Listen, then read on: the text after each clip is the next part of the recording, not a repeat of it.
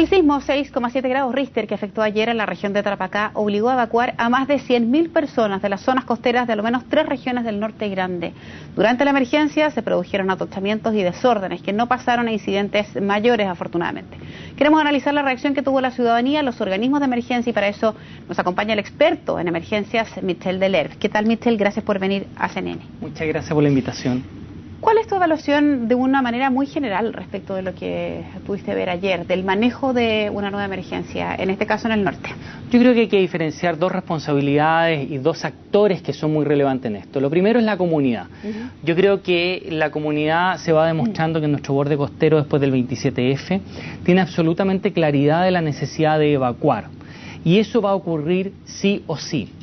Eso también nos brinda una oportunidad. Eso significa que las personas, a partir de un hecho principalmente traumático, porque si uno analiza en el último tiempo, si bien es cierto se han hecho simulacros, la intervención comunitaria en materia de organización y entrenamiento ha sido escasa. Principalmente hemos hablado de ensayar meramente la evacuación. Yo creo que son situaciones que nos permiten saber ya con certeza que la gente va a evacuar sí o sí. Y eso es algo tremendamente meritorio que hay que aprovechar porque es una oportunidad. En gestión de emergencias hay que crear comunidades más resistentes y resilientes. Para que este aprendizaje se transforme en capacidades, esas comunidades deben ser organizadas y entrenadas, porque de lo contrario, perdemos esas capacidades en la medida que esas generaciones pasen en el tiempo. Y lo que nosotros debemos transformar ahora es esas capacidades en capacidades permanentes que pasen de una generación a otra. O sea, en una línea general, la comunidad como un actor aprobó y estuvo bien. ¿Cuál es el otro actor y cuál es tu evaluación de eso? Bueno, el otro actor es el actor responsable de la seguridad pública y que es finalmente el Estado. Nosotros tenemos una mirada a la seguridad pública bastante segmentada y criminalizada. Asociamos seguridad pública solo a los hechos criminales y a los hechos policiales. La seguridad pública es mucho más amplio que eso.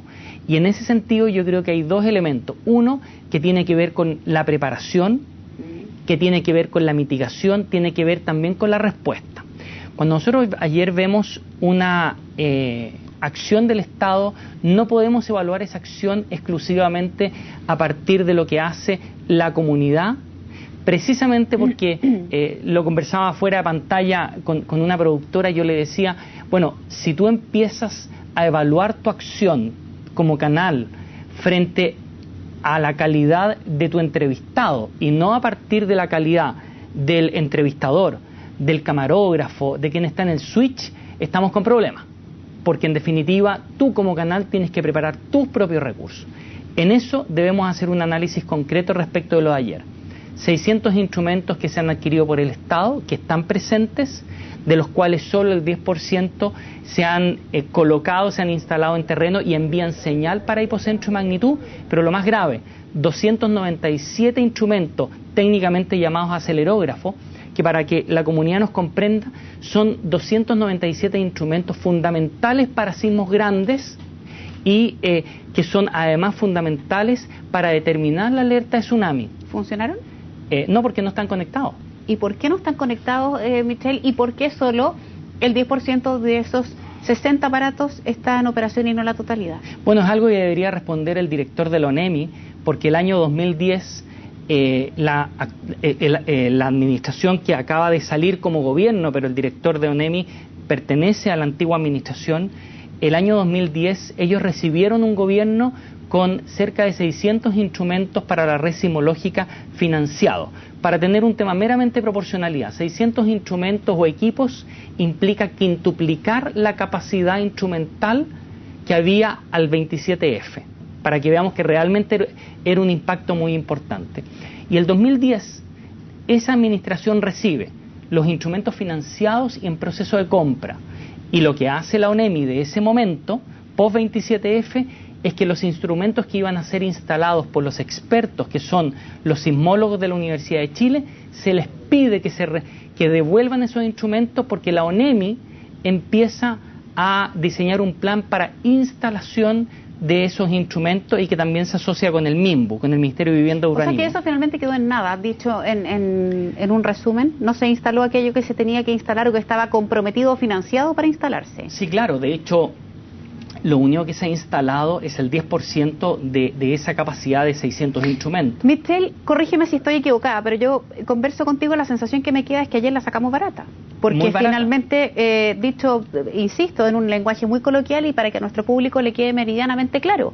O sea, si lo que ocurrió ayer hubiese sido un tsunami de características más graves, es decir, que no hubiera habido una variación en el agua de centímetros, sino que probablemente de metros, probablemente hubiésemos repetido un 27F. ¿Esa es la percepción que te queda o no? Yo quiero incluso señalar un escenario probable, no seguro, pero probable, que podría haber sido peor. Es que con un sismo sobre 7 o sobre 7.5, la fragilidad de nuestra red sismológica habría complejizado mucho la determinación de un hipocentro y magnitud. La determinación de un hipocentro y magnitud es la materia prima que utiliza el CHOA para determinar una alerta tsunami. Las boyas son un mecanismo tardío, secundario, principalmente para tsunamis que ocurren lejano a la fosa nuestra, porque la ola, una vez que se genera el terremoto, demora alrededor de 17 minutos en llegar a la costa. Por lo tanto, nosotros debemos construir un sistema de alerta tsunami que vaya hacia determinar la probabilidad sobre el dato sísmico, y ese dato sísmico es sobre la red sismológica, y por lo tanto hay un escenario peor. De hecho, ayer probablemente tenemos algunas estaciones que no pudieron transmitir porque cuando viene un sismo muy grande hay instrumentos que se saturan. Para la gente que nos ve, cuando uno va al cardiólogo le entregan un electrocardiograma que tiene una serie de rayitas. Sí. Bueno, imagínate que esa rayita, en vez de tener una figura determinada, es tan fuerte el impacto que eso se transforma, digámoslo para visualmente, ¿sí?, en casi una mancha negra. Por lo tanto, tú no puedes leer. Perfecto. El cardiólogo no podría leer porque simplemente ve una mancha. Cuando se satura un instrumento, podríamos decir que es algo similar.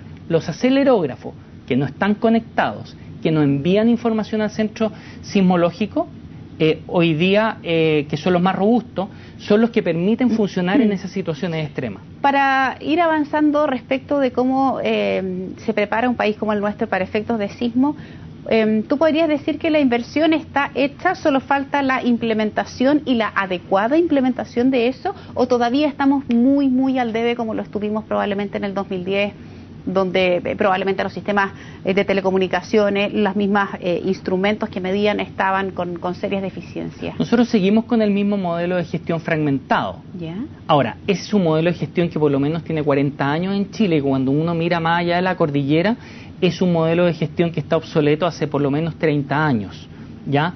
Ese modelo no se ha mejorado, sigue siendo el mismo. Mira, voy a dar un ejemplo, porque de repente hablar en abstracto puede ser complejo para quienes nos ven, nos escuchan. Todos escucharon ayer que se constituía el Comité de Operaciones de Emergencia. Sí. A nivel internacional, en los países desarrollados, no se ocupa esa estructura para administrar emergencias. ¿Qué se hace? Se establece una estructura que es ejecutiva, muy similar a lo que tienen las empresas, es decir, son funcionales, no son políticas. Tú cumples una función.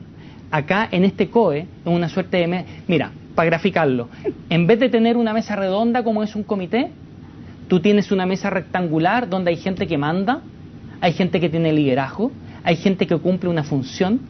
Eso está sobre la base de protocolo. Para hacerlo similar a un negocio o a una empresa, tú tienes un directorio que se caracteriza más como el Comité de Operaciones de Emergencia, pero tienes una estructura ejecutiva que es la que te administra la empresa. El directorio, que es de orden político, no tiene ni las competencias ni las capacidades para hacer más eficiente la gestión.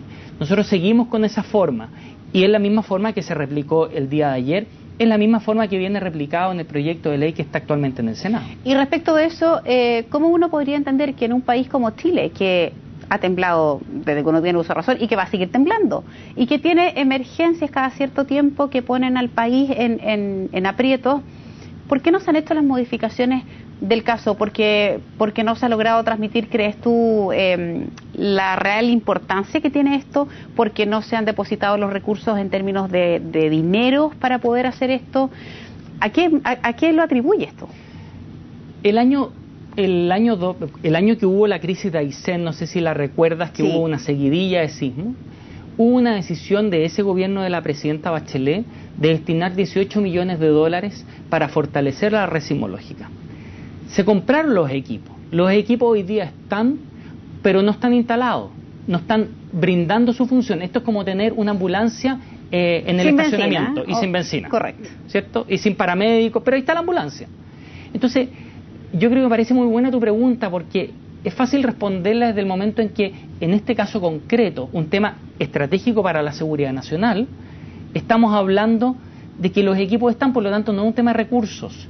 Pero faltará personal idóneo. Yo no sé, por ejemplo, y es una pregunta que siempre me ha dado vuelta, si este país, con las condiciones que tiene también la capacidad, el recurso humano suficiente para de verdad poder hacerse cargo de eso. Estoy pensando en una alternativa de dar explicación de por qué está en la ambulancia y no están los paramédicos, siguiendo tu ejemplo. Sí. ¿Falta gente experta que se haga cargo de eso? Por lo tanto, quizás ya nos desentendemos un poco de los problemas de recursos, y nos damos cuenta con ejemplos concretos que están de recursos económicos. El capital humano es fundamental y puede fallar desde su aproximación cultural hasta su aproximación técnica. En lo cultural, por ejemplo, seguimos sin entender que las emergencias son parte fundamental de la seguridad pública y seguimos con el tema policial. Hoy día nadie puede decir que el tema policial no es un tema prioritario, pero el tema criminal no es solo seguridad pública son mucho más cosas. Y desde el punto de vista del capital humano, debemos entender, y te pongo un ejemplo muy simple, mi entrenamiento es en Estados Unidos. Yo tengo certificaciones entregadas por el gobierno de los Estados Unidos, en certificados otorgados por el estado de Virginia, por un condado. O sea, no es que mis certificaciones, por ejemplo, sean de una institución privada. Sin embargo, ninguna de esas certificaciones sirve en Chile. Y por lo tanto eso te demuestra que el vacío que tenemos desde el punto de vista del entrenamiento y la formación de personas bajo estándares internacionales es altísimo. Te voy a poner un ejemplo súper concreto. El año pasado, en la Comisión de Defensa de la Cámara de Diputados, se dio una conversación muy interesante, donde tuve la posibilidad, a pesar de estar asesorando, haber sido consultado por los diputados de la comisión, entre ellos incluso por el diputado Ulloa Udi, que es una persona muy interesada en este tipo de temas. Y me preguntaban qué pasaba con este tema. Y yo le decía, lamentablemente, en Chile no nos hemos preocupado de preparar recurso humano, ya no solo sobre la vivencia, sino que sobre la academia, sobre el estudio, la investigación. Un tema muy concreto. En Estados Unidos, en Canadá, tú puedes estudiar Emergency Management, gestión de emergencia. Esa es una carrera que en Chile no existe. Michelle, tendríamos que utilizar varios noticieros para seguir profundizando porque el tema tiene un montón de aristas, es súper interesante y la gente lo necesita saber porque vivimos en un país sísmico. Lo que sí me parece relevante para terminar esta conversación en pos de lo que probablemente nuestro público está escuchando es que con las deficiencias que hoy día tenemos, con equipos que no están siendo utilizados, con la carencia de personal humano y con una estructura, con un organigrama, ¿entendí?, del manejo de la emergencia que todavía es muy político y que está obsoleto, ¿qué le queda a alguien cuando está en una emergencia si finalmente el sistema macro no funciona? Tú dijiste muy bien, la ciudadanía evacuó. Pero a uno como ciudadano, si sabe que está en un país que sigue sin estar preparado para una emergencia, ¿qué le queda hacer a uno? Creo que en esto hay que ser muy pragmático, muy directo y muy sincero. Y me parece, por ejemplo, que cuando se habla de un tsunami menor, de un sismo de mediana intensidad, creo que tenemos que ser más asertivos con el lenguaje, más directo. Y me parece muy bien tu pregunta, porque significa decir, más allá de los sueños, seamos pragmáticos y seamos prácticos. Hoy día nuestra vulnerabilidad está clara, la hemos conversado, nuestros riesgos los conocemos. Entonces no nos queda otra que mientras esa vulnerabilidad y esos riesgos no se disminuyen, prepararnos. Un consejo súper concreto para la comunidad. No olviden el número 72. ¿Cuánto me tengo que preparar?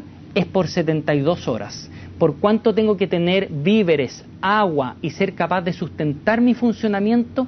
A lo menos 72 horas. Arme su kit de emergencia, sea práctico. Si no tiene información o acceso de cómo preparar un kit de emergencia, piense, ¿qué necesito yo para que mi grupo familiar sea capaz de sostenerse durante 72 horas ante cualquier tipo de emergencia? En Antofagasta hace un par de años tuvimos corte de agua. En Santiago tuvimos corte de agua. No todas las emergencias son terremotos. También puede significar el corte de un servicio esencial. ¿Cómo tenemos que prepararnos? no se olviden, 72 horas es el número que debemos memorizar y que debemos asociarlo a las medidas para sustentar nuestra supervivencia sin necesidad de ayuda externa, al menos que sea una situación grave. Perfecto, Michelle, muchísimas gracias por haber venido al estudio de CNN a comentarnos tu impresión respecto a esto, y también me parecía relevante este consejo, ya que puede pasar mucho tiempo hasta que de verdad seamos un país 7, con una nota 7 en manejo de emergencia. ¿Y sabes qué? Yo creo que además un país que llegue a la nota 7 requiere una comunidad involucrada. No necesitamos gente en la galería viendo lo que hace el Estado, necesitamos gente que esté con sus municipios, que esté con sus autoridades, en un momento dado criticando, que también es útil, pero también trabajando. Michelle, que tengas una muy buena tarde. Gracias por venir. Muchas gracias a ti.